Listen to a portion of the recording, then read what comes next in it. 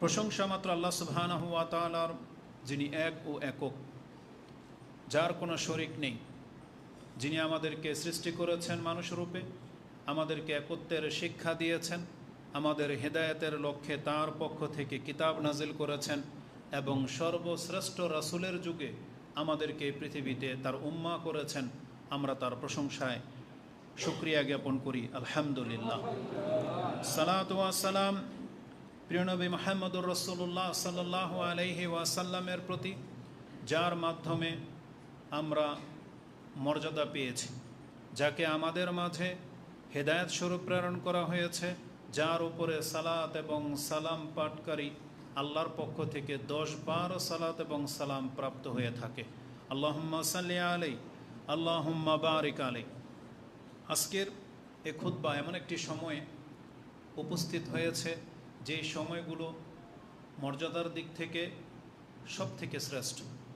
বিগত খুতবায় হয়তো আমরা এগুলো জেনেছি যে বর্তমান যে মাস, এই জিলহজ মাস, এটা হচ্ছে হজের মাস, এটা হচ্ছে হারাম মাস, এবং এই হারাম মাসের যেই দিনগুলোতে আমরা অতিবাহিত করতেছি, এটা হলো পৃথিবীর মাঝে সব থেকে শ্রেষ্ঠ দিনগুলোর এই 10 দিন, যে সম্পর্কে আপনারা হয়তো বিস্তারিত জেনেছেন যে রাসূলুল্লাহ সাল্লাল্লাহু আলাইহি ওয়াসাল্লাম বলেছেন, মানুষ নেকির দিক থেকে যেই দিনগুলোতে নেকির কাজ করে থাকে, ওই কাজগুলো যদি এই 10 দিনের কোনো এক দিনে কেউ করে, তাহলে সেটা আল্লাহর কাছে আজর ও সোয়াবের দিক থেকে, সম্মানের দিক থেকে বেশি প্রাপ্ত হবে। বরং রাসূলুল্লাহ সাল্লাল্লাহু আলাইহি সাল্লাম বলেছেন, মা মিন আইয়ামিন আল আমালু সালিহু ফিহিন্না, যে কোনো দিনের সৎ কাজ।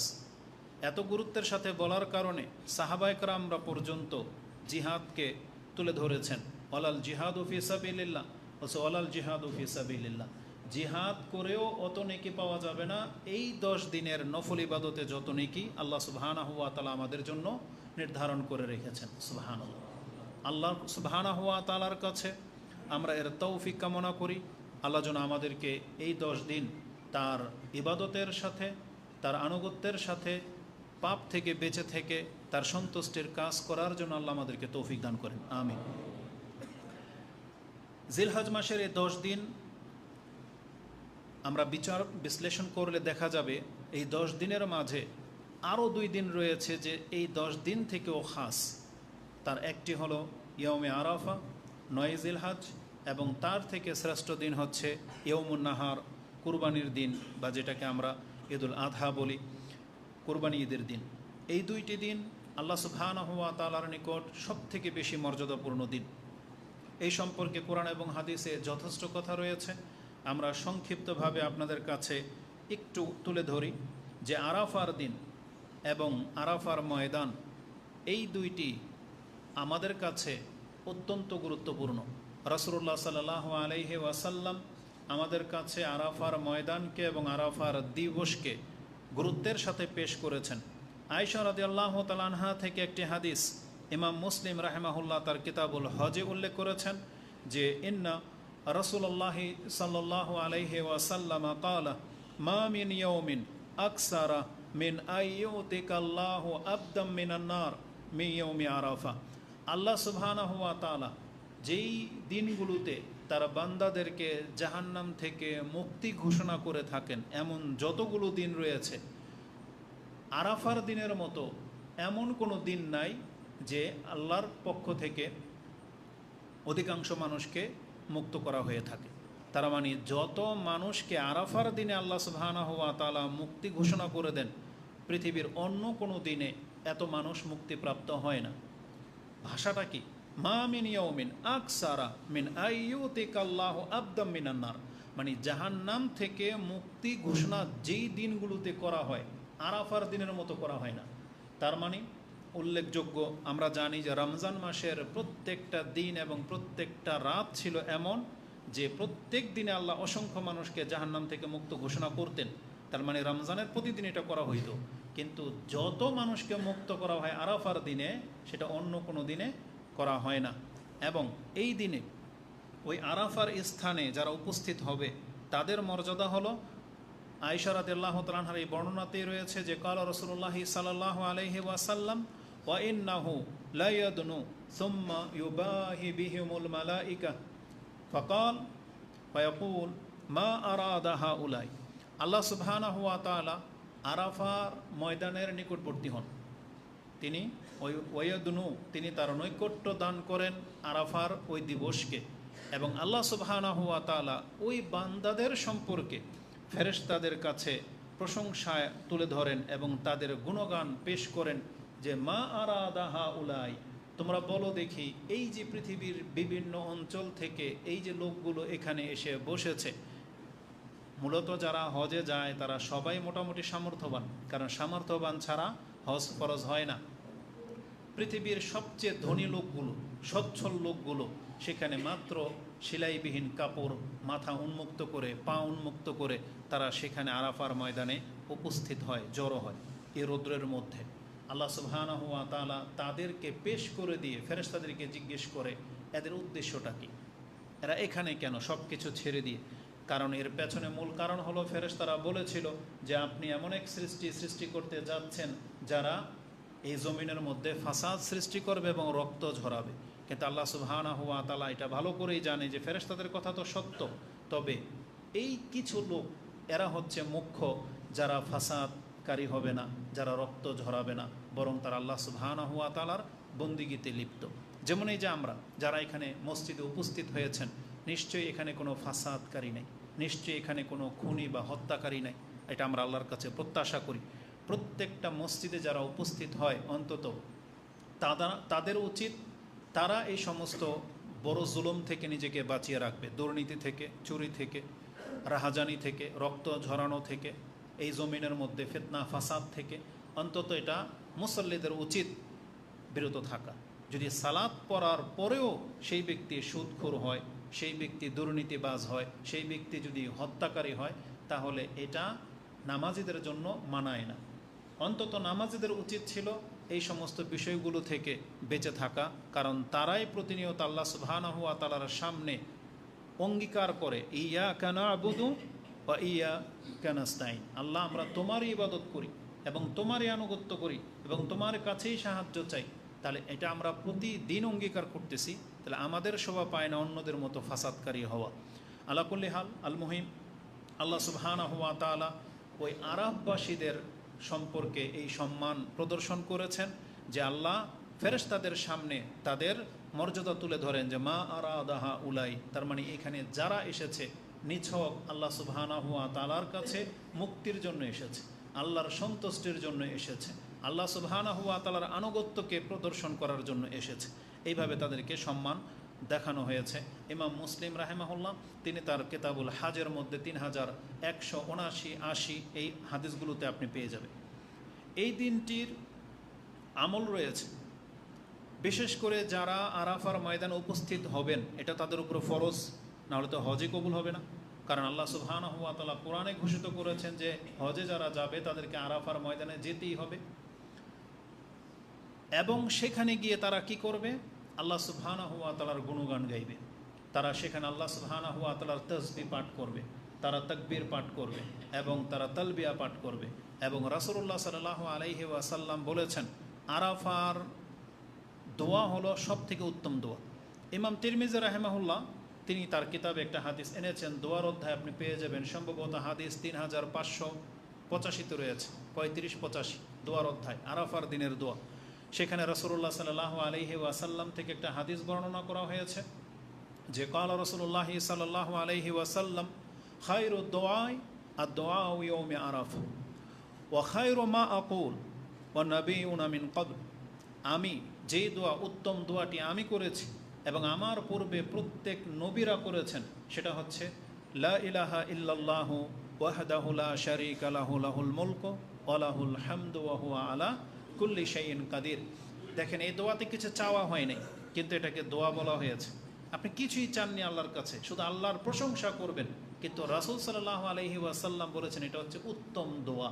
তার মানে এর বদলায় আপনাকে কিছু চাইতে হবে না, আল্লাহ সুবহানাহু ওয়া তাআলা এর বিনিময়ে যা দেয়ার তিনি দিবেন। যেমন ইউনুস আলাইহিস সালাম তিনি যখন মাছের পেটে ছিলেন তখন তিনি কিন্তু আল্লাহকে বলেন যে আল্লাহ আমাকে নাজাত দেন, তিনি শুধু আল্লাহর প্রশংসা করে ছেড়ে দিয়েছেন যে সুবহানাক লা ইলাহা ইল্লা আনতা সুবহানাকা ইন্নী কুনতু মিনাজ জালিমিন। আল্লাহ, আমি জুলুম করেছি আর তুমি পবিত্র, তুমি ছাড়া সত্য কোনো ইলাহা নাই। তারপর রেজাল্ট আমাদের সামনে। তো এই জন্য এই দোয়াকে সব থেকে শ্রেষ্ঠ দোয়া বা উত্তম দোয়া বলা হয়েছে। এটা আরাফার ময়দানে যারা আছেন, আপনাদের আত্মীয় স্বজন যারা হজে গেছেন, আমাদের বক্তব্যের মাধ্যমে তাদের কাছে পৌঁছে যাবে, তারা যেন সব থেকে বেশি এই দোয়াটি করে। এবং আমরাও আমাদের অঞ্চল থেকে আমরা আরাফার দিনে সব থেকে বেশি এই দোয়াটাই করব। আল্লাহ যেন আমাদেরকে তৌফিক দান করে। দ্বিতীয় আমল হচ্ছে, যারা হজের ময়দানে পৌঁছে গেছেন তারা তো সব থেকে উত্তম ইবাদতে লিপ্ত। আর আমরা যারা সেখানে পৌঁছিনি, পৃথিবীর বিভিন্ন প্রান্তে রয়েছি, আমাদের জন্য রাসূলুল্লাহ সাল্লাল্লাহু আলাইহি ওয়াসাল্লাম থেকে বলা হয়েছে আমরা যেন সিয়াম পালন করি। সেই দিনের সিয়াম সম্পর্কে সেই হাদিসও আমাদের প্রত্যেকেরই জানা। ইমাম মুসলিম সেই হাদিস কোট করেছেন। আনাবি কাতাদাতা ক্বালা ক্বালা রাসূলুল্লাহ সাল্লাল্লাহু আলাইহি ওয়াসাল্লাম সিয়ামু ইয়াউমি আরাফা আহতাসিবু আলাল্লাহি আইয়ুকাফিরা সানাতাল্লাতি ক্বাবলা ওয়া সানাতাল্লাতি বাদা। এটা একটা ভাষা। অপর বর্ণনায় রয়েছে সুইলা আন সাওমি ইয়াউমি আরাফা। রাসূলুল্লাহ সাল্লাল্লাহু আলাইহি ওয়াসাল্লামকে আরাফা দিনের সিয়ামের ফজিলত সম্পর্কে জিজ্ঞাসা করা হয়েছে। ফাকালা, তারপর তিনি বলেন, ইউকাফিরু সানাতাল মাদিয়া ওয়াল বাকিয়া, যে আমি প্রত্যাশা রাখি আরাফার দিনের একটি সিয়ামের মাধ্যমে আল্লাহ ওই সায়েম ব্যক্তির পূর্বের এবং পরের 2 বছরের গুনাহকে মাফ করে দিবেন। আল্লাহ যেন আমাদেরকে তৌফিক দান করেন, আমিন। ইমাম মুসলিম রাহিমাহুল্লাহ তার সিয়ামের অধ্যায়ে 2663 এবং 2664-তে এই হাদিসটি কোট করেছেন। অতএব যার পক্ষে সম্ভব অবশ্যই সে এই আরাফার সিয়াম পালন করবে। এই ক্ষেত্রে এই একটি সিয়ামই যথেষ্ট, কারণ এখানে এককভাবে ওই মুহররমের মতো 2টা সিয়ামের কথা বলা হয়নি, যে ইহুদিদের খেলাফ করতে গিয়ে 2টা রাখতে হবে না, বিষয়টা এমন না। ওইটা ছিল মুহররমের সিয়াম। ইহুদিরা যেহেতু একটা রাখে, এই জন্য আমরা 2টা রাখবো, কিন্তু আরাফার দিনের সিয়াম তো আর ইহুদিরা রাখে না। এই জন্য এখানে একজন ব্যক্তির শুধু আরাফার দিনের সিয়াম রাখাটাই যথেষ্ট, তাহলে তার 2 বছরের গুনাহকে মাফ করে দেওয়া হবে। উপরন্ত যারা সিয়াম আছেন, রেখেছেন কয়েকটা, আবার রাখবেন, 8 তারিখেও রাখবেন, তাহলে নিঃসন্দেহে এটা উত্তম কাজ। কারণ রাসূল সাল্লাল্লাহু আলাইহি সাল্লাম বলেছেন, যে কোনো সৎকর্ম এই 10 দিনের মধ্যে কেউ করবে, তাহলে তার মর্যাদা সব থেকে বেশি সে প্রাপ্ত হবে। এখন এই কথাগুলো আমরা জানি, যেটা সব থেকে কমন প্রশ্ন, অধিকাংশ মানুষ যেটা নিয়ে বিতর্ক করে, যেটা নিয়ে নেট দুনিয়া ঘেটে ফেলবে, সেটা হচ্ছে আরাফার সিয়াম কবে, আমরা কবে আরাফার সিয়াম রাখবো। এটা নিয়ে বড় দ্বন্দ্ব রয়েছে। এই ক্ষেত্রে আমরা ছোটরা তেমন কোনো কথা বলতে রাজি না। এই ক্ষেত্রে আমাদের বড়দের উক্তিটাই শুধু আপনাদেরকে পেশ করব। সেটা হচ্ছে, যেহেতু রাসূলুল্লাহ সাল্লাল্লাহু আলাইহি ওয়াসাল্লাম ইয়ৌমে আরাফা শব্দ বলেছেন, এই জন্য যেই দিন আরাফাতে উপস্থিত হয়ে যাবে সেটাই হচ্ছে আরাফার দিন। এক্ষেত্রে তারিখ ধার্তব্য নয়, এমনটাই বলেছেন বিজ্ঞ আলেমরা। আর আমরা তার খেলাফ যেতে পারতেছি না। তবে এর খেলাফ বাংলাদেশে থেকে যারা ফতোয়া দেয়, আমরা তাদেরটাও চরম ভুল বলতেছি না। আল্লাহ সুবহানাহু ওয়া তাআলা আমাদের উভয়কে আজর ও সওয়াব দান করুন, আমরা এতটাই প্রত্যাশা রাখি। কারণ নফল ইবাদত আর ইখতিলাফের ব্যাপারে সাধারণ জনগণের উপর থেকে আল্লাহ সুবহানাহু ওয়া তাআলা অবশ্যই কলম উঠিয়ে নেবেন, কারণ তাদের বিজ্ঞরা এই বিষয়ে ইখতিলাফ করতেছে। এই জন্য জনসাধারণের এই ক্ষেত্রে কোনো দোষ নাই। যদিও চাঁদ দেখার উপরে ভিত্তি করেই আরাফার নির্ণয় হয়, এই কেয়াস করলে তাদেরটাও ভুল না। তবে আমরা ওই শব্দের দিকে ফোকাস করতেছি, যেহেতু আমরা আমাদের সালাফি আলেমদের মতাদর্শ অনুযায়ী চলি, তাদের ব্যাখ্যাগুলোকে বেশি প্রাধান্য দেই। অতএব আমাদের সালাফি আলেমগণ যারা বিজ্ঞ সালাফরা রয়েছেন, তারা বলতেছেন এটা হচ্ছে এক্সেপশনাল। এই জন্য শুধু আরাফার দিনটা সৌদি আরবের একটা স্থানের সাথে খাস, এই জন্য ওই দিন যেই দিন, এটাই হবে পুরো বিশ্বের জন্য আরাফা। আমরা এর বেশি খেলাফ যেতে পারতেছি না। তো এই বছর এই মে মাসের 26 তারিখে আরাফা ঘোষণা হয়ে গেছে। আমরা চেষ্টা করব 26 তারিখেই সিয়াম রাখতে। তবে যারা 27 তারিখ রাখবে, আমরা তাদেরকে ভুল বলি না, কারণ এই অধিকার আমাদের নাই। আল্লাহ আমাদেরকে তৌফিক দান করুন। এই দিনে আমাদের জন্য আরেকটি কাজ হলো, ফজরের সালাতের পর থেকে 5 ওয়াক্ত সালাতের পর তাকবীর পাঠ করা। এ সম্পর্কে রাসূলুল্লাহ সাল্লাল্লাহু আলাইহি ওয়াসাল্লাম থেকে স্পষ্ট কোনো হাদিস বর্ণিত হয়নি। তবে বিশিষ্ট সাহাবায়ে কেরামদের মাঝে, যেমন আলী, আব্দুল্লাহ ইবনে আব্বাস রাদিয়াল্লাহু তাআলা আনহুম আজমাইন, তাদের কাছ থেকে কিছু আসার পাওয়া যায়। কানা আব্দুল্লাহ ইবনে ওমর ওয়ান আলীন আন্নাহু কানা ইউকাব্বিরু বাদা সালাতিল ফজর ইয়াউমে আরাফা, তারা আরাফার দিনের ফজরের নামাজের পরে তাকবীর পাঠ করতেন ইলা সালাতিল আসরি মিন আখির আইয়ামি তাশরিক, তাশরিকের শেষ দিনের আসর সালাত পর্যন্ত, মানে 13ই জিলহজের আসর সালাত পর্যন্ত তারা এই নামাজের পরে তাকবীর পাঠ করতেন। এটা মুসান্নাফ ইবনে আবি শাইবা তিনি তার কিতাবের মধ্যে 5633 এবং 5631 এবং 33 উল্লেখ করেছেন। এবং তাদের তাকবীরগুলো কেমন হতো, তারা 3 বার বলতেন আল্লাহু আকবার, আল্লাহু আকবার, আল্লাহু আকবার, লা ইলাহা ইল্লাল্লাহু, আল্লাহু আকবার, আল্লাহু আকবার, ওয়ালিল্লাহিল হামদ। যদিও আমাদের দেশে আমরা 2 বার বলি। ইবনে মুসান্নাফ ইবনে আবি শাইবাতে আব্দুল্লাহ ইবনে মাসউদ রাদিয়াল্লাহু তাআলা আনহু থেকে 2 বারের উক্তি আছে, সেই জন্য তারা এটাকে বেশি প্রাধান্য দিয়েছে। তবে এর পাশাপাশি হাদিসগুলো এসেছে সেখানে 3 বারের কথা রয়েছে, যেমনটা এই বর্ণনাতে রয়েছে আলী, আব্দুল ইবনে ওমর, তারা 3 বার করে বলতেন। এবং মুসান্নাফ ইবনে আবি শাইবাতে আরেকটি উক্তি করেছেন আন্নাল হাসান আল বসরি, তিনিও 3 বার করে পাঠ করতেন যে কানা ইউকাব্বিরু আল্লাহু আকবার সালাসা মাররাতিন, তিনি 3 বার বলতেন। তার মানে আল্লাহু আকবার, আল্লাহু আকবার, আল্লাহু আকবার, লা ইলাহা ইল্লাল্লাহু, আল্লাহু আকবার, আল্লাহু আকবার, ওয়ালিল্লাহিল হামদ। এটা মানে সুন্নতে সাহাবা বলা চলে। তবে এই জিনিসটাকে আমাদের দেশে মাইকে ঘোষণা করা হয় এবং এমনভাবে তালকিন করা হয় মনে হচ্ছে যে কোনো ফরজ বিধান, যে নামাজের পরে যদি কারো ছুটে যায় মনে হচ্ছে মহাপাপ হয়ে যাবে, এমনভাবে তারা মাইকে বলে এবং মাইকে বলতে থাকে মহিলাদেরকে যে যারা ঘরে আছেন তারা 5 ওয়াক্ত নামাজের পরে এইভাবে তাকবীর পাঠ করবেন। মূলত এটা সুন্নাহ হিসাবে নেওয়া যেতে পারে, যদিও রাসূলুল্লাহ সাল্লাল্লাহু আলাইহি ওয়াসাল্লাম থেকে স্পষ্ট প্রমাণিত নয়। তবে সাহাবা একরাম থেকে যেহেতু প্রমাণিত, তাহলে এটা একটা আমল, কিন্তু এটাকে এত বেশি গুরুত্ব দেওয়া যাবে না যে ভয় ধরিয়ে দেয় এমনভাবে তারা ব্যক্ত করে, এটা মোটেও উচিত নয়। তাহলে আমরা এই তাকবীরগুলো পাঠ করব, এটা হচ্ছে সালাতের সাথে খাস। আর এমনিতে সারাদিন অবশ্যই আমাদেরকে আল্লাহ সুবহানাহু ওয়া তাআলার জিকিরে কাটাতে হবে, কারণ এই হজের দিনগুলোতে জিকিরের মর্যাদা এমন। আপনি সূরা বাকারা পড়েন, তাতে দেখেন ওখানে জিকিরকে আল্লাহ সুবহানাহু ওয়া তাআলা সবচেয়ে বেশি প্রাধান্য দিয়েছে।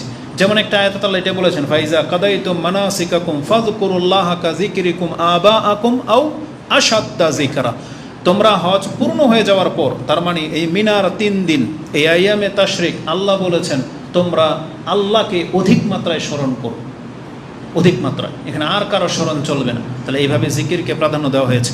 এমনকি রাসূলুল্লাহ সাল্লাল্লাহু আলাইহি ওয়াসাল্লামকে জিজ্ঞাসা করা হয়েছে আইয়ুল হজ্জ আফদাল, কোন ব্যক্তির হজ সবচেয়ে উত্তম?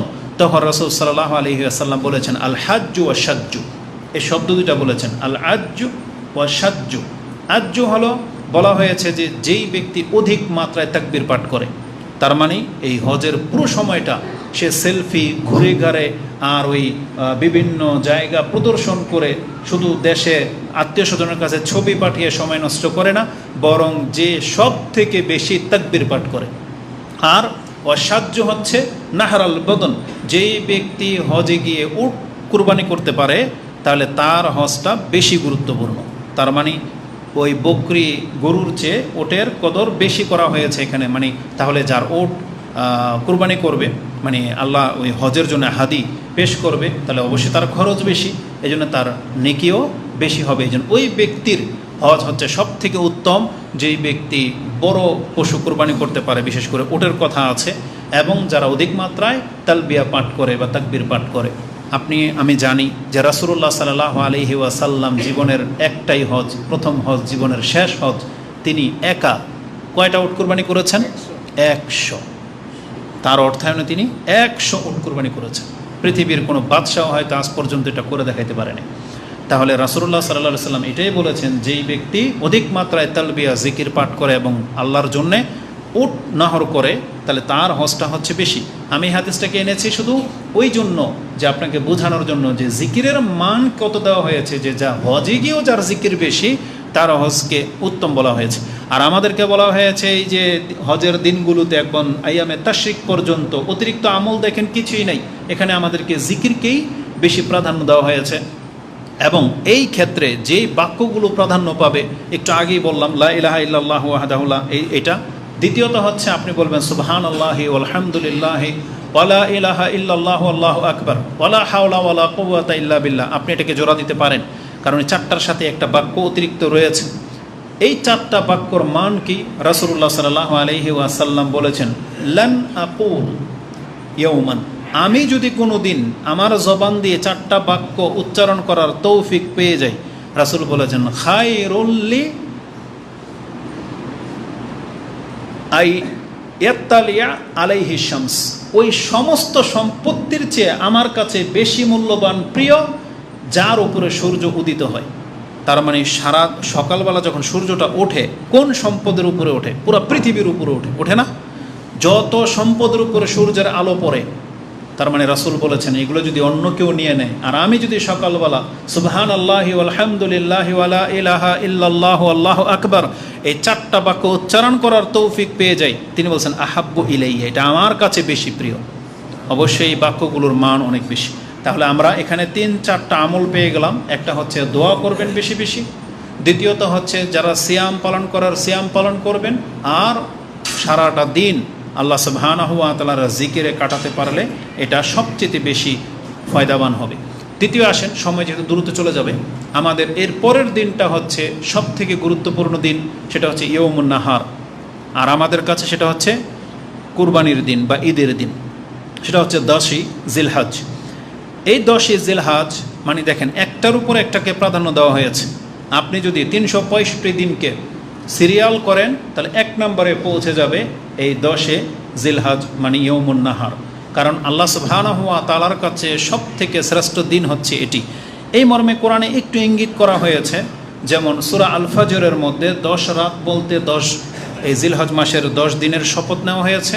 তার পরের আয়াতটাই হলো এটা, সেটা হচ্ছে ওয়াশ-শাফঈ ওয়াল ওয়াতর, জোর এবং বেজরের শপথ। এই জোর এবং বেজর বলতে কি বোঝায়, এই মর্মে ইবনে আব্বাস রাদিয়াল্লাহু তাআলা আনহুমা থেকে একটা উক্তি হলো, আল ওয়াতর হচ্ছে ইয়ৌমে আরাফা, ওয়াশ-শাফ জোরা হলো ইয়ৌমু আয-যাবহ মানে কুরবানির দিনকে বলা হয়েছে। যেন 10 তারিখে জোর না বেজর, 10 তারিখ হচ্ছে জোর আর 9 তারিখ হচ্ছে বেজর। তাহলে তাদের এই উক্তি মতে আল্লাহ সুবহানাহু ওয়া তাআলা সূরা আল ফাজরের মধ্যে জোর এবং বেজর বলে 10 তারিখ এবং 9 তারিখের শপথ গ্রহণ করেছেন। 9 আগে আসে না 10 আগে আসে? কিন্তু আল্লাহ যখন শপথ নিয়েছেন তখন কোন শব্দটা আগে বলেছেন? ওয়াশ-শাফঈ, জোড়াটাকে আগে বলেছেন। তার মানে 9-এর চেয়ে 10-এর মর্যাদা বেশি। তাই এগুলো হচ্ছে সূক্ষ্ম বিষয়, যে আল্লাহ সুবহানাহু ওয়া তাআলা 9 এবং 10 তারিখের সম্মান দেখিয়ে শপথ নিয়েছেন, আর আল্লাহ ওটার মর্যাদা আগে তুলে ধরেন যেটার মর্যাদা সব থেকে বেশি। তাহলে 10 তারিখের মর্যাদা 9 তারিখের চেয়ে বেশি। কেন আমাদেরকে 10 তারিখের মর্যাদা জানতে হবে? আজকে পৃথিবীর মুসলিম তার ঐতিহ্য ভুলে গেছেন এবং মুসলিমকে সম্মান করেন না। আজকে অধিকাংশ মুসলিম আমরা একে অপরকে সম্মান করি না, একে অপরের সম্পদকে হালাল মনে করি, মানে দুর্নীতি করে, চুরি বাটপারি করে, মিথ্যা বলে, অন্যকে ঠকিয়ে এটা আমাদের নিজেদের সম্পদ গড়া, এটা আমাদের জন্য এখন হালাল রূপ নিয়েছে। আর অন্যের বদনাম করা, এটা আমাদের কাছে এখন ডাল ভাত। কিন্তু আপনি জেনে নেন, আল্লাহ সুবহানাহু ওয়া তাআলার বিধানে একজন মুসলিমের মান সম্মান, তার রক্ত, তার ইজ্জত, এটাকে এমনভাবে হারাম ঘোষণা করা হয়েছে, পবিত্র ঘোষণা করা হয়েছে, যেই পবিত্রতা রয়েছে এই 10ই জিলহজের, যেই পবিত্রতা রয়েছে কাবা ঘরের, যেই পবিত্রতা রয়েছে এই জিলহজ মাসের। আপনি ভুলে গেছেন হয়তো সে হাদিস, রাসূলুল্লাহ সাল্লাল্লাহু আলাইহি ওয়াসাল্লাম এই বিদায় হজের খুতবাতেই বলেছিলেন, আইয়ু ইয়াউমিন হাযা, আইয়ু শাহরিন হাযা, আইয়ু বালাদিন হাযা, কুলনা আল্লাহু ওয়া রাসূলুহু আলাম। রাসূল জিজ্ঞাসা করেছিলেন এটা কোন মাস, কোন শহর, কোন দিন? তখন তার জবাবে সাহাবা একরাম বলেছেন আল্লাহ এবং তার রাসূলই ভালো জানেন। তখন রাসূল সাল্লাল্লাহু আলাইহি ওয়াসাল্লাম বলেছেন, আলাইসা ইয়াউমুন নাহার, এটা কি কুরবানির দিন না? তার মানে কুরবানির দিনের খুতবায় রাসূলুল্লাহ সাল্লাল্লাহু আলাইহি সাল্লাম মিনার ময়দানে এই বক্তব্য দিয়েছিলেন। হয়তো বড় জামারাতে পাথর মারার পরে দিয়েছিলেন, অথবা তাওয়াফে ইফাদা যেটা, সেটা হজের বড় তাওয়াফ করে মিনাতে এসে হয়তো বক্তব্য দিয়েছিলেন, তখন তিনি এটা বলেছিলেন। বিদায় হজের খুতবায় এক কথা এটা বলা হয়েছিল যে আলাইসা ইয়াউমুন নাহার, আলাইসা জিলহিজ্জা, আলাইসা বালদা, এটা কি মক্কা নগরী বলদা শহর নয়? বলছে নাম, বালা ইয়া রাসূলুল্লাহ। এটা বলার পেছনে রাসূলুল্লাহ সাল্লাল্লাহু আলাইহি ওয়াসাল্লামের মূল উদ্দেশ্য ছিল মানুষকে যখন বলে দেওয়া হবে এটা কি মসজিদ না, যখন ধরেন এখানে কথা বলতেছেন, কেউ ময়লা ফেলতেছেন, তখন আমরা গুরুত্ব বুঝাইতে গিয়ে তাকে কি বলি? অন্যায়টা আগে বলি না, আগে তার স্থানটার স্মরণ করিয়ে দিই। এটা কি মসজিদ না? তাহলে তোমরা এমন কেন করতেছো? এটা কি তোমার বাপ মা না? আমরা যখন উল্লেখ করে দিই, কারণ মানুষ জানে তার বাপ মার মর্যাদা কী, আল্লাহর ঘরের মর্যাদা কী। এটা কি কোরআন না? যখন বাচ্চারা ডিস্টার্ব করে আমরা কি বলি? যে এটা কি আল্লাহর কালাম, কোরআন না? তার মানে আগে এটা উল্লেখ করা হয় কেন? যাতে করে এর মর্যাদাটা তার স্মরণে চলে আসে। তো রাসূলুল্লাহ সাল্লাল্লাহু আলাইহি ওয়াসাল্লাম ও পুরো পৃথিবীর মানুষের কাছে এই তিনটা জিনিসের মর্যাদাকে আগে তুলে ধরেছেন যাতে তারা সজাগ হয়। তারপরে বলেছেন, ইন্না দিমাকুম ওয়া আমওয়ালুকুম ওয়া আরাদাকুম হারামুন আলাইকুম কা হুরমাতি ইয়াউমিকুম হাযা ওয়া ফি শাহরিকুম হাযা ওয়া ফি বালাদিকুম হাযা। রাসূল সাল্লাল্লাহু আলাইহি ওয়াসাল্লাম বলেছেন, একটা মুসলিমের রক্ত আরেক মুসলিমের উপরে, একটা মুসলিমের সম্পদ এবং মান সম্মান আরেকটা মুসলিমের উপরে ওই রকম হারাম, যেমন হারাম সম্মানিত হচ্ছে এই কুরবানির দিন, যেমন সম্মানিত হচ্ছে এই মক্কা নগরী, যেমন সম্মানিত হচ্ছে এই হারাম মাস। তার মানে হারাম মাসে অস্ত্র ধরা যায় না, জায়েজ, মানে আপনি জিহাদ করবেন, আপনি হকের পথে আছেন, কিন্তু হারাম মাস রয়ে গেছে, আপনি অস্ত্র ধরতে পারবেন না, তার মানে আপনাকে অস্ত্র নামিয়ে ফেলতে হবে। তাহলে একটা মুসলিম যখন আপনার সামনে, আপনি হক পথে আছেন, তারপরেও তার বিরুদ্ধে আপনাকে অস্ত্র ধরতে, তাকে আঘাত করতে, তার রক্ত ঝরাতে আমাদেরকে নিষেধ করা হয়েছে। কারণ এটা মুসলিম, বর্ডার, মানে বর্ডার চলে আসছে। মুসলিম মানে বর্ডার, একটা লোক মানে দ্বন্দ্ব লেগে গেছে, যখনই সে দেখলেন তার পরিচয় মুসলিম, তার মানে এটা আমাদের রেড সিগন্যাল, এটা বর্ডার, এটা ক্রস করা যাবে না। কিন্তু আমরা বরং আমাদের অস্ত্র, আমাদের হাত, আমাদের জবান সবচেয়ে বেশি মুসলিমদের বিপরীতই আমরা ব্যবহার করে থাকি। আমরা কয়জন কাফেরের সাথে দ্বন্দ্ব করি? আমরা অধিকাংশ দ্বন্দ্বগুলো সব মুসলিমদের সাথে। আমরা কয়জন কাফেরের চুরি বাটপারি করে খাই? আমরা যা খাই সব মুসলিমদের সম্পদ, তার মানে আমাদের সব কিছু মুসলিমদের সাথে। তো এটাকে মাথায় রাখেন, কারণ এই জিলহজ মাসের এবং ইয়ৌমুন নাহারের মর্যাদা যেই ব্যক্তি বুঝবে, সেই ব্যক্তি মুসলিমের মান সম্মান, রক্তের মান বুঝবে। কিন্তু আমাদের নেতারাও বোঝে না, আমাদের জনসাধারণও বোঝে না যে একজন মুসলিমের রক্তের মান কী। বাংলার জমিনে কত কি ঘটে যাচ্ছে। একটা মানুষ নোংরামি করে, ওইটাকে বড় করে দেখা হচ্ছে, কিন্তু ও যে একটা প্রাণকে হত্যা করেছে, এক তো কি করেছে, রেপ করেছে, আবার তাকে হত্যা করেছে, এটার মধ্যে শাস্তি কোনটার বেশি? একটা লোক জেনা করেছে, এটা যদি সে বিবাহিত না হয়, আর হত্যা করেছে, অবিবাহিত হোক আর অবিবাহিত হোক, হত্যার বদলে হত্যা। আর যদি কোনো বিবাহিত পুরুষ জেনা করে তাহলে হত্যা, তখন গিয়ে সমান হবে। কিন্তু হত্যা হচ্ছে সব থেকে মারাত্মক পাপ। একটা লোক যখন প্রমাণ হয়ে যাবে এ কাউকে হত্যা করেছে, প্রমাণ যখন হয়ে যাবে, আর বিচারের কোনো রকম দেরি করা যাবে না। প্রমাণ হওয়া পর্যন্ত শুধু অপেক্ষা করতে হবে। প্রমাণ হয়ে গেলে আর একমাত্র তার অপেক্ষা করার অপশন নাই, তাকে হত্যা করে দিতে হবে। এটা হচ্ছে ইসলামের নীতি। আর এটা যদি কোনো রাষ্ট্রে না করা হয়, তাহলে সেই রাষ্ট্রে হত্যার প্রবণতা বেড়ে যাবে, জেনার প্রবণতা বেড়ে যাবে, ধর্ষণ বেড়ে যাবে। দুঃখ লাগে আমাদের সমাজের মানুষদের মেন্টালিটি, বিচার। তখন কেন যেন মাঝে মাঝে মনে হয় আমাদের দেশের রাষ্ট্রপ্রধানের মেয়েদের সাথে যদি এমনটা করা হইতো, যদি আমাদের দেশের নেতা বড় বড় ব্রিগেডিয়ারের মেয়েদের সাথে যদি এমনটা করা হইতো, আপনি দেখতে পাইতেন বাংলার জমিনটা, বিচারটা কেমন হয়। আজকে জনসাধারণের মানুষের সাথে যখন হচ্ছে না, এই যে ছোট ছোট বাচ্চাদেরকে যখন এমন করা হয়, আমাদেরও তো ছোট মেয়ে আছে না, আমরা তখন অনেক কষ্ট পাই, আমাদের কোনো ভাষা থাকে না, এবং তখন শুধু আল্লাহর কাছে একটু আশ্রয় চাই যে আল্লাহ আমাদের সাথে, আমাদের সন্তানদের সাথে যেমনটা করা না হয়, আমরা তোমার কাছে আশ্রয় চাচ্ছি। কারণ এই দেশের পরিস্থিতিটা যখন তখন হয়ে যেতে পারে। যখন কথা এই পর্যন্ত চলে আসছে, আমরা তো আপনাদেরকে বড় কিছু দিতে পারবো না, তবে এতটুকু রিকোয়েস্ট করব, কারণ প্রত্যেকের হাতে অ্যান্ড্রয়েড সেট রয়েছে, প্রত্যেকে নিজের সন্তানদেরকে বেশি ভালোবাসেন, প্রত্যেকের সন্তান নিজের চোখে অনেক সুন্দর অন্যের সন্তানের চেয়ে। এর জন্যই তো আপনি আপনার সন্তানকে সাজিয়ে ফেসবুকে স্ট্যাটাস দেন, আপনি অমুককে ছবি পাঠান, ছবি ফ্রেম করে রেখে দেন। এটা বাপমার উচিত তার মেয়েদের সৌন্দর্যতাকে, সে ছোট হোক আর বড় হোক, সেটাকে প্রদর্শনীতে না নিয়ে আসে। আপনি কি জানেন, এই যে ছোট্ট একটা মেয়ে, কি যেন নাম ওর, রামিস, ওর যখন মিডিয়াতে যে ছবিগুলো পোস্ট করা হয়, আপনি দেখবেন যেটা তোর মাসুমিয়াত, ওই ছবি পোস্ট করা হয় না। যেটা তোর ম্যাচুরিটির ভাব দেখা যায়, ডিজাইন হওয়া বা সুন্দর লাগা, ওই ছবিটাকে পেশ করা হচ্ছে। তাহলে একটা দর্শকের কাছে তো আরও অন্যভাবে পেশ করা হচ্ছে, লালায়িত করে পেশ করা হচ্ছে, অথচ ওর বয়স মাত্র 9, ও তো বাচ্চা, মানে ম্যাচুইড হয় নাই, ওর তো ওই ছবিগুলো দেওয়া উচিত ছিল, বা না দেওয়াই দরকার কি ছিল, কিন্তু ওর এমন মৌসুমে ছবি পেশ করা হয় যেটা অন্যের আরও চাহিদা জেগে যাবে।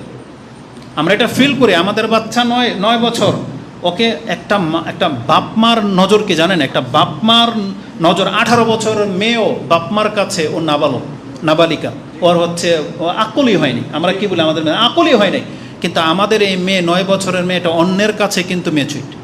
অন্যরা কিন্তু ওরা দুর্বল দেখতে পায় না, বাচ্চা দেখতে পায় না, ও দেখতে পায় সৌন্দর্যতা, ও দেখতে পায় কুচি, ও দেখতে পায় অনেক কিছু, লালসার দৃষ্টিতে দেখে। এই জন্য আমরা আপনাদেরকে বলি, আমরা শেখদেরকেও, আপনার বড় কোনো ডাক্তার বা আত্মীয় স্বজন যেই হোক, অনেক সময় আপনার বাসায় যখন যায় বা যাব, আপনার মেয়েদেরকে কখনো সামনে নিয়ে আসবেন না যাদের 7, 8, 9 বছর হয়ে গেছে। বলবেন না তোমার আঙ্কেল আসছে বা শেখ আসছে, সালাম করে দেয়, দরকারই নেই। এইভাবে যখন অনেক পুরুষের সাথে ওকে ইন্ট্রোডিউস করে দেওয়া হয়, তখন আস্তে আস্তে লজ্জাটা ভাঙতে থাকে।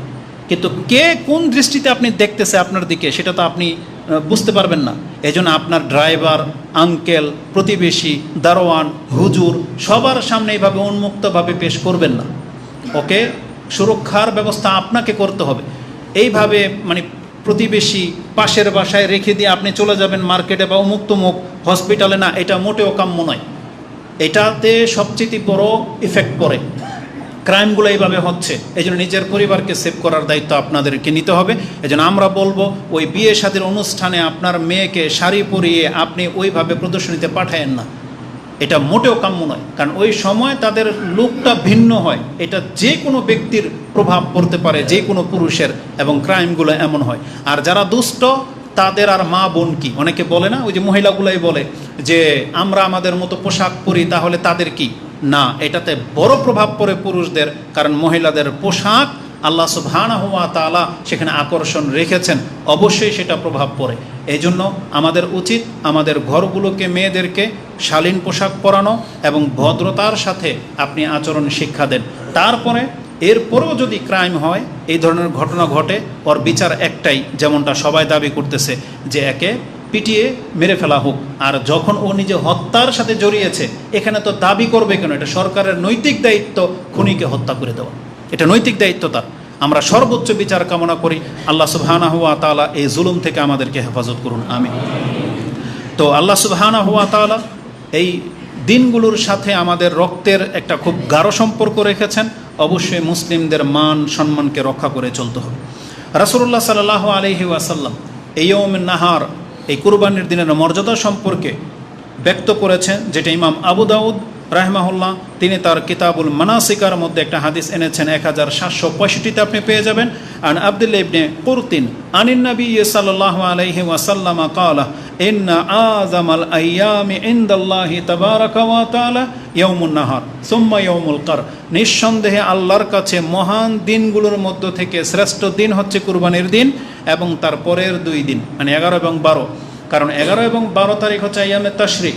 আমরা অধিকাংশ মানুষ ঈদের বাহানায়, ঈদের নামে আমরা রং তামসা করে কাটাই, কিন্তু আপনি লক্ষ্য করে দেখেন এই 2 দিন মিনার ময়দান একদম স্তব্ধ থাকে, সেখানে শুধুমাত্র জিকির আজকার চলে। এই জন্য আল্লাহর কাছে এই 2টা দিন অত্যন্ত প্রিয়। এই জন্য আমরা দেখবেন 5 ওয়াক্ত নামাজের পরে এই যে অতিরিক্ত যে তাকবীর, যেই তালবিয়া বা তাকবীর পাঠ করার যে বিধান, এটা কি ইঙ্গিত করে? আল্লাহকে স্মরণ করার জন্য।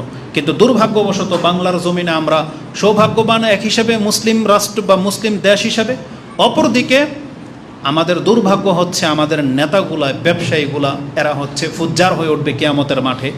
যে আপনি হাটগুলার দৃশ্য দেখেন, যেখানে আল্লাহর জিকির হওয়ার কথা, সেখানে তারা সারা 24 ঘন্টা গান বাজনা, ঠাট্টা, মশকারি, টিটকারি, টিকটক আর পালা গান, অমুক তমুক বাজিয়ে, জারি গান, এগুলো নিয়ে ওই মাঠকে গরম করে রেখেছে।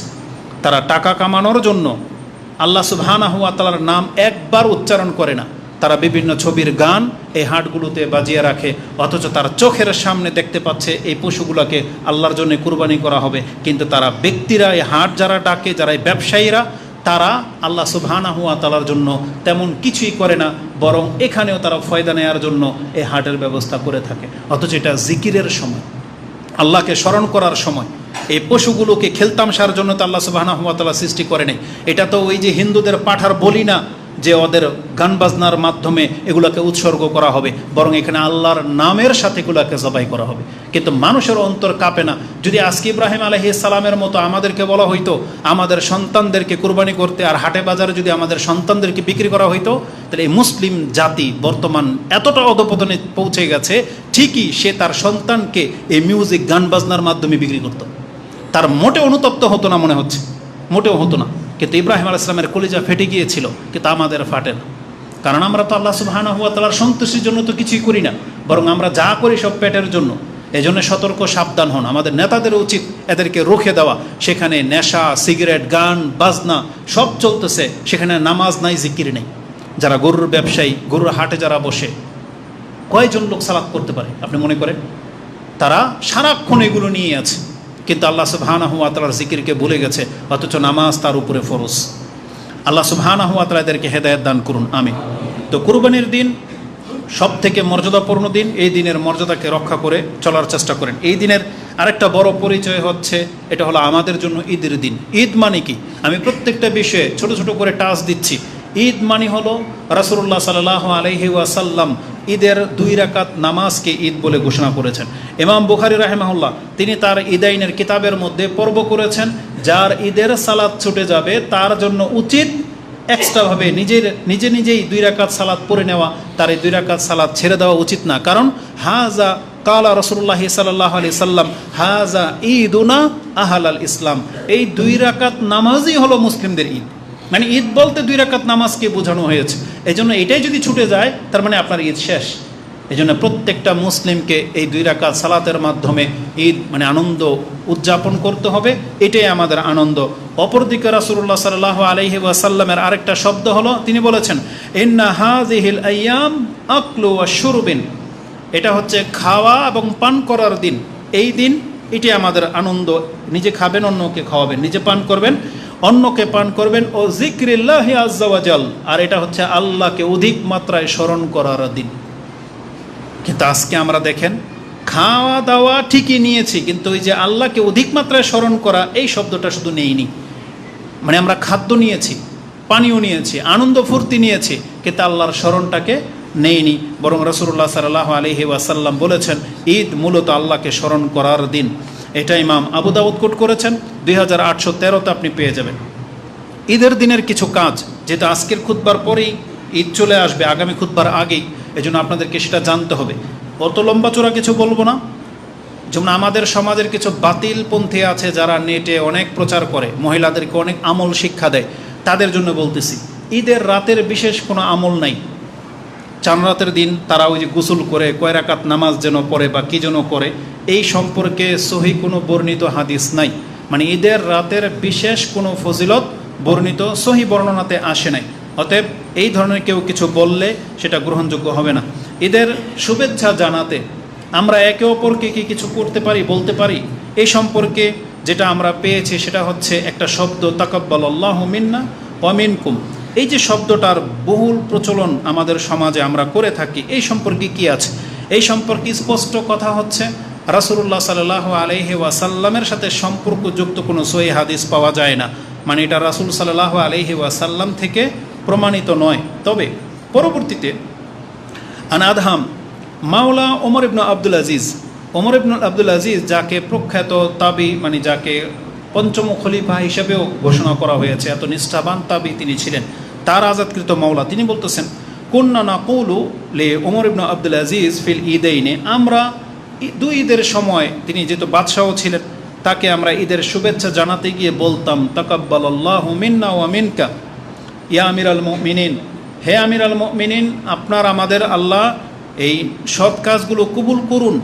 জবাবে ফায়ারুদ্দু আলাইনা, তিনি আমাদের জবাব দিতেন, তিনিও বলতেন তাকাব্বালাল্লাহু মিন্না ওয়া মিনকা ওয়ালা ইউনকিরু যালিকা আলাইনা, তিনি আমাদের উপরে অসন্তুষ্ট হতেন না। মানে এটা যে আমরা সুন্নতের খেলাফ বা ইসলামের বহির্ভূত কোনো কাজ করে ফেলতেছি, এই সম্পর্কে কোনো অনীহা পেশ করেননি, বরং তিনিও জবাব দিতেন।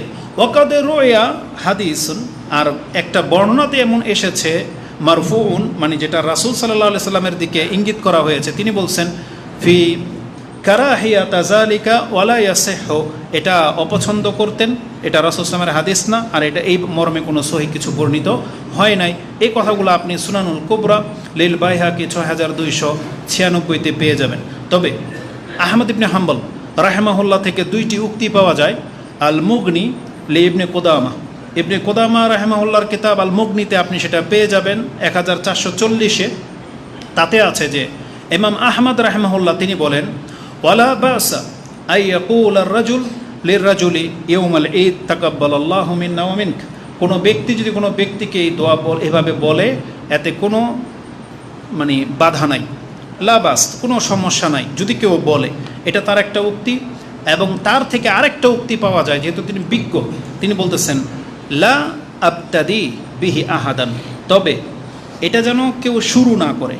তার মানে এটা আমি আর আপনাকে উৎসাহিত করা হয় নাই, আমি আর আপনি ওই ফেসবুকে স্ট্যাটাসে সকালবেলা বিকালবেলা নিজে থেকে শুরু করব না, দেখা হয়েছে আর বলবেন তাকাব্বালাল্লাহু মিন্না ওয়া মিনকা, এটা আমি আর আপনি শুরু করব না। তবে আপনাকে আমাকে যদি কেউ বলে তাহলে জবাবে আপনি বলতে পারেন, কিন্তু আপনি আর আমি এটাকে প্রচলন ঘটাবো না যে এটা বলতে হয় বা এটা সুন্নাহ বা এটা মনে হয় নিয়ম না, এটা নিয়ম না। যদি কেউ আপনাকে বলে তাহলে আপনি এর উত্তর দিবেন, এটা তিনি উল্লেখ করেছেন। আর ঈদের দিনে আমাদের সমাজে যেটা করা হয়, ঈদের সালাতের পরে সালাম ফিরানোর পরে দাঁড়িয়ে আবার কোলাকুলি করে, এটা একটা অদ্ভুত ব্যাপার, এটা একটা অদ্ভুত ব্যাপার। তাহলে এটা ইসলামের জায়েজ না জায়েজ সাথে সাথে যায় না, এটা হচ্ছে আমাদের দেশে চলে আসতেছে, কোত্থেকে আসলো এটার কোনো হদিস নাই, এটা আবেগ দিয়ে মানুষ করে। এটাকে যদি আপনি সুন্নার দিকে নিয়ে যান তাহলে মোয়ানাকা করা, কাদের সাথে কাঁধ, ডান কাদের সাথে ডান কাঁধটা জড়া দিবেন। কিন্তু আমাদের দেশে অধিকাংশ মানুষ কোলাকুলি করে, তাও আবার বাম দিক থেকে, দেখবেন যে আগে বাম কাঁধ মিলায়, তারপর ডান কাঁধ মিলায়, আবার এরকম করে 3বার শুরুই করে বাম দিক থেকে। কেন যেন তারা ডানপন্থী হইতেই চায় না। তো শুরু করবেন ডান দিক থেকে, শুধু একবারে। কে করবে? যার সাথে আজকে প্রথম সাক্ষাৎ হইল সে করবে, যেমন আমরা মাঝে মাঝে করে থাকি। কিন্তু ঈদের দিনে একই ঘর থেকে বের হইলেন, বাপ ভাই, চাচা ভাতিজা, কিন্তু ঘর থেকে বের হওয়ার সময় কোলাকুলি করে না ঈদের দিন, ঈদের সালাতের পরে কোলাকুলি করে না। এটা একটা অদ্ভুত ব্যাপার। তো এই ব্যাপারে কোনো দিক নির্দেশনা নাই, এটা আপনারা ছেড়ে দেওয়াটাই বেটার হবে। সালাম বিনিময় করা যেতে পারে। আচ্ছা, ঈদের সালাত এবং ঈদের সালাতের জন্য গুরুত্বপূর্ণ বিষয় হচ্ছে, পুরুষরা তো যাবেনই, এই ক্ষেত্রে আমাদের মেসেজ থাকবে আমাদের নারীদের জন্য, অবশ্যই আপনারা ঈদের সালাতে উপস্থিত হওয়ার চেষ্টা করবেন। নাপাক অবস্থায় হইলেও আপনি উপস্থিত হওয়ার চেষ্টা করবেন, এটা সম্পর্কে বর্ণিত আছে। নাপাক অবস্থায় কি করবেন? নামাজ তো পড়বেন না, কিন্তু ঈদগাহে যাবেন। যদি যেখানে খুতবা শোনার মতো ব্যবস্থা থাকে, পাশে যদি আলাদা কোনো কক্ষ থাকে, তারা আলাদা কক্ষে বসবে, খুতবা শুনবে, তাকবীর শুনবে, কিন্তু নামাজ পড়বে না, দোয়া শুনবে, দোয়া করবে বসে বসে, এটার জন্য আসবে। আর ঈদগাহে হলে একবারে প্যান্ডেলের পেছনে তাদের জন্য জায়গা করে দেওয়া হবে আলাদা, তারা সেখানে এসে বসবে যারা হায়েজ অবস্থায়, নিফাস অবস্থায় আছেন। কেননা রাসূলুল্লাহ সাল্লাল্লাহু আলাইহি ওয়াসাল্লাম তাদেরকে পর্যন্ত ঈদগাহের মাঠে আসতেই শুধু বলে নাই, তাদেরকে নিয়ে আসতে বলেছে। এই মর্মে বহু কথা আছে। ইমাম বুখারী রাহিমাহুল্লাহ তিনি পর্ব করেছেন, এটাকে গুরুত্ব দিতে গিয়ে তিনি বলেছেন, বাবুন ইজা লাম ইয়াকুন লাহা জিলবাবুন ফিল ঈদ, ঈদের দিনে যদি বাইরে বের হওয়ার মতো কারো পর্দা করার জিলবাব না থাকে, তাহলে সে কি করবে? এই পর্বে এনেছেন যে সে অন্যের কাছ থেকে ধার করে হলেও একটা ওই দিনের জন্য যাতে ঈদগাহে উপস্থিত হতে পারে, সে ধার করে নিয়ে আসবে। ইমাম বুখারী রাহিমাহুল্লাহ তার ঈদাইন 13 নম্বর অধ্যায়ের 20 নম্বর পর্বে আপনি এটা পেয়ে যাবেন। এবং এই ক্ষেত্রে তিনি হাদিস কোট করেছেন যে কালা ইমরাতুন, একজন মহিলা বললেন, ইয়া রাসূলুল্লাহ আলা ইহদানা বাসুন ইজা লাম ইয়াকুন লাহা জিলবাবুন আল্লাহ তাখরুজ, আমাদের কারো যদি জিলবাব না থাকে, এজন্য যদি আমরা ঘর থেকে না বের হই, এটা কি আমাদের কোনো অপরাধ হবে? এটা কোনো বড় ধরনের ত্রুটি? তখন রাসূলুল্লাহ সাল্লাল্লাহু আলাইহি সাল্লাম বলেছেন, ফাকালা লিতুলবিসাহা সাহিবাতুহা মিন জিলবাবিহা, বরং তোমার উচিত অন্যের কাছ থেকে ধার করে হলেও তুমি এটা নিয়ে আসো। এতটা গুরুত্বের সাথে রাসূলুল্লাহ সাল্লাল্লাহু আলাইহি ওয়াসাল্লাম পেশ করেছেন। ইমাম বুখারী রাহিমাহুল্লাহ 927 নম্বর হাদিস আপনি এটা পেয়ে যাবেন। এবং তিনি আরেকটা অধ্যায় কায়েম করেছেন 15 নম্বর পর্বে, খুরুজিন নিসাই ওয়াল হুইয়্যিদি ইলাল মুসাল্লাহ। রাসূলুল্লাহ সাল্লাল্লাহু আলাইহি ওয়াসাল্লাম আদেশ করেছেন যে মহিলারা এবং কে হায়েজওয়ালা মহিলারা পর্যন্ত ঈদগাহের ময়দানে আসবে। এর হিকমা কি? কেন তাদেরকে এতটা গুরুত্বের সাথে নিয়ে আসতে বলা হয়েছে? রাসূলুল্লাহ সাল্লাল্লাহু আলাইহি ওয়াসাল্লাম বলেছেন, ফালিয়াশহাদন আল খায়রা ও দাওয়াত আল মুসলিমিন, যাতে করে তারা খায়ের কল্যাণের মধ্যে অংশ নিতে পারে এবং মুসলিমদের দোয়াতে অংশ নিতে পারে। তার মানে ঈদের সালাত হচ্ছে মুসলিমদের জন্য কল্যাণ, ঈদের সালাত হচ্ছে দোয়া করার জায়গা। এই জন্য রাসূলুল্লাহ সাল্লাল্লাহু আলাইহি ওয়াসাল্লাম বলেছেন তারা তাতে অংশ নেবে। এবং আরেকটা হাদিস আমরা পাই যে ঈদের দিনে রাসূলুল্লাহ সাল্লাল্লাহু আলাইহি ওয়াসাল্লাম মহিলাদের কাছ থেকে দান নিয়েছিলেন। তার মানে মহিলারা সেই দিন দান করবে, এটা একটা বড় কল্যাণকর, এবং এটা ঈদগাহের এবং মুসলিমদের মসজিদের বড় কল্যাণ হয়, কারণ মহিলারাও দান করতে পারে আর এটা একটা তাদের খাত, এই জন্য তাদেরকে সেখানে নিয়ে আসতে হবে।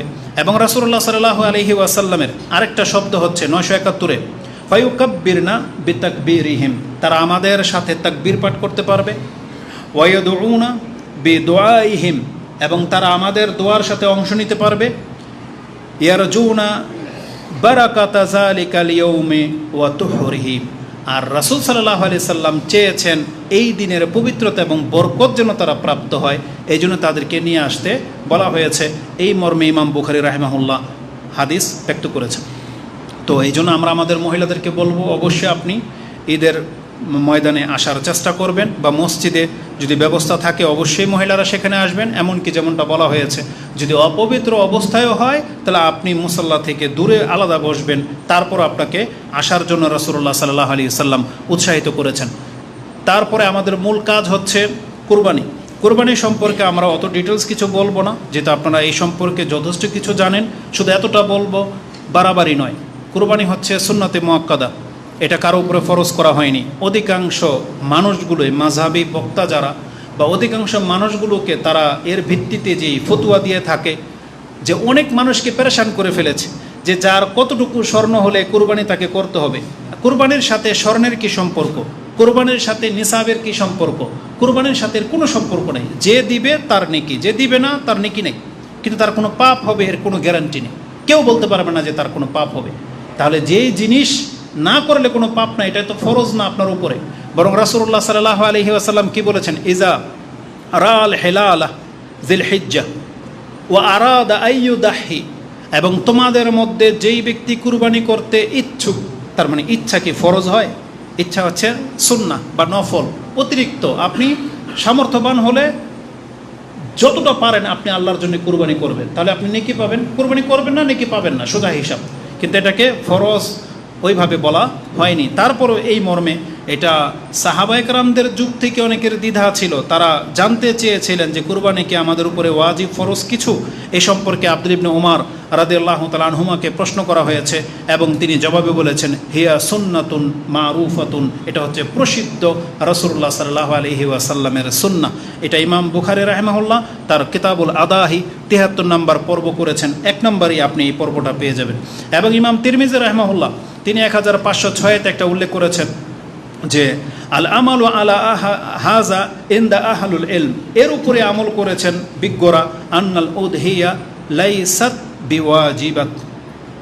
বিওয়াজিবাতি, নিঃসন্দেহে কুরবানি ওয়াজিব নয়, এটার উপরে বিজ্ঞরা আমল করেছেন। ওয়ালাকিন্নাহা সুন্নাতুন মিন সুনানি রাসূলিল্লাহি সাল্লাল্লাহু আলাইহি ওয়াসাল্লাম, বরং এটা রাসূলুল্লাহ সাল্লাল্লাহু আলাইহি ওয়াসাল্লামের সুন্নতগুলোর মধ্য থেকে একটি সুন্নাহ। এই ভাষাটা আপনি পেয়ে যাবেন ইমাম তিরমিজি রাহিমাহুল্লাহ ১৫০৬ নম্বরে উল্লেখ করেছেন। ওখানে আরও কিছু কথা আছে, দেখে নেবেন।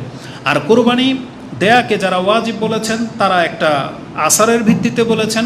আবু হুরায়রা রাদিয়াল্লাহু তাআলা আনহু তিনি বলেন ক্বালা রাসূলুল্লাহি সাল্লাল্লাহু আলাইহি ওয়াসাল্লাম মান ওয়াজাদা মিনকুম সাআতান, যেই ব্যক্তি সামর্থ্যবান, ফালাম ইউদাহি, অথচ কুরবানি করলো না, ফালা ইয়াকরাবান্না মুসাল্লানা, তাহলে তারা যেন ঈদগাহে না আসে। এই যে ধমক, এখন এই ধমকটা কি রাসূল সাল্লাল্লাহু আলাইহি সাল্লামের পক্ষ থেকে না সাহাবায়ে কেরামদের পক্ষ থেকে, এটা নিয়ে একটু মতানৈক্য রয়েছে।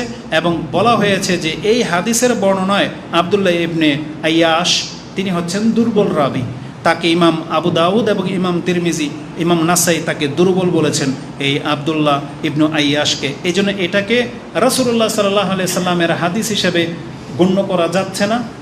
তবে এটা আবু হুরায়রা রাদিয়াল্লাহু তাআলা আনহু পর্যন্ত বলা হচ্ছে যে সহিহ, এটা নেওয়া যেতে পারে। তো যদি আবু হুরায়রা রাদিয়াল্লাহু তাআলা আনহুর উক্তি হয়ে থাকে তাহলে এটা হবে একটা ধমক, যে ওই ব্যক্তিদেরকে ধমক দেওয়া হয়েছে যাদের সামর্থ্য থাকা সত্ত্বেও তারা কোরবানি করলো না। যেমন রাসূলুল্লাহ সাল্লাল্লাহু আলাইহি সাল্লাম পেঁয়াজ রসুন হালাল হওয়া সত্ত্বেও ধমক দিয়েছেন যারা এই কাঁচা দুইটা জিনিস খাবে তারা যেন আমাদের মসজিদে না আসে। কিন্তু ওইগুলোকে হারাম ঘোষণা করা হয়েছে? কোনো ফিকহের কিতাবে আছে পেঁয়াজ রসুন খাওয়া কি হারাম? না, কিন্তু অপছন্দনীয়। ওই কাঁচা অবস্থায় খেয়ে মসজিদে আসতে রাসূল সাল্লাল্লাহু আলাইহি ওয়াসাল্লাম নিষেধ করেছেন। ঠিক ওই ধমক যে যেই ব্যক্তি কুরবানি করলো না সামর্থ্য থাকা সত্ত্বেও সেজন্য আমাদের সীমানায় না আসে, এইভাবে ধমক দেওয়া হয়েছে। কিন্তু এটা ওয়াজিব বা ফরজ সাব্যস্ত হয় না। আর স্পষ্ট রাসূলুল্লাহ সাল্লাল্লাহু আলাইহি ওয়াসাল্লাম থেকে এমন কোনো বর্ণনা নাই, বরং তিনি ইচ্ছা শব্দটাকে ব্যক্ত করেছেন। আমরা এদিকে যাব না, তবে এর গুরুত্ব সম্পর্কে এতটা বলতে পারি, আপনি ভুলে যেন না আল্লাহকে সন্তুষ্ট করার জন্য একজন তিনি তার সন্তানকে জবাহ করে দিতে প্রস্তুত হয়ে গিয়েছিলেন, এবং আরেকজন আল্লাহর বান্দা তিনি নিজেই কুরবানি হয়ে যেতে প্রস্তুত হয়ে গিয়েছিলেন। কে সে? ইসমাইল আলাইহিস সালাম। তিনি শুয়ে গিয়েছিলেন, বলছেন যে ইয়া আবাতি ইফআল, আপনি করেন যে আদেশ প্রাপ্ত হয়েছেন, মা তো উমার, আপনাকে যে আদেশ করা হয়েছে আপনি করেন, সাতাজিদুনি ইনশাআল্লাহু মিনাস সাবিরিন, আপনি আমাকে ধৈর্য ধারণকারীদের অন্তর্ভুক্ত পাবেন, আমি দ্বিমত করব না। নিজেই শুয়ে গেছে যে সে কুরবানি হয়ে যাবে। আর আজকে আমাদের কাছে টাকার মূল্য এত বেশি বেড়ে গেছে যে আমরা ইবাদতের ক্ষেত্রে শুধু এগুলো গণি, অথচ আপনি জানেন আপনার হাতের সেট, মোবাইল সেটটা, এটা 50, 60, 70, 1 লাখ টাকা দামের। আমি আশ্চর্য হয়ে গেছি, মানে কথার প্রেক্ষিতে কথা আসে। এই যে সেটটা গত একদিন আগে আমাদের একদিনই ভাই দিয়েছেন ভিডিও রেকর্ড করার জন্য, এটার দাম 1,20,000। আমি হাতে নিয়ে দেখি সুবহানাল্লাহ, এটার কি কাজ আমাদের? এটার জন্যে মানুষ নাকি কিডনি বিক্রি করে দেয়, এটার জন্যে হামতাম এত কিছু, এটার জন্যে চুরিদারি কেন? কি কাজ আপনার এটা দিয়ে? 1 দিন 2 দিন ভালো লাগবে, তারপরে শেষ। অথচ আপনার হাতের সেট 20, 50, 30, 40 হাজার টাকা দামের, অথচ একটা খাসির দাম মাত্র 20,000 টাকা। আর আপনি সেটা আল্লাহর জন্য বছরে একবার সেটা আপনি দিতে পারেন না, অথচ আপনি 2-3 বছরে কয়েকটা সেট চেঞ্জ করে ফেলতেছেন।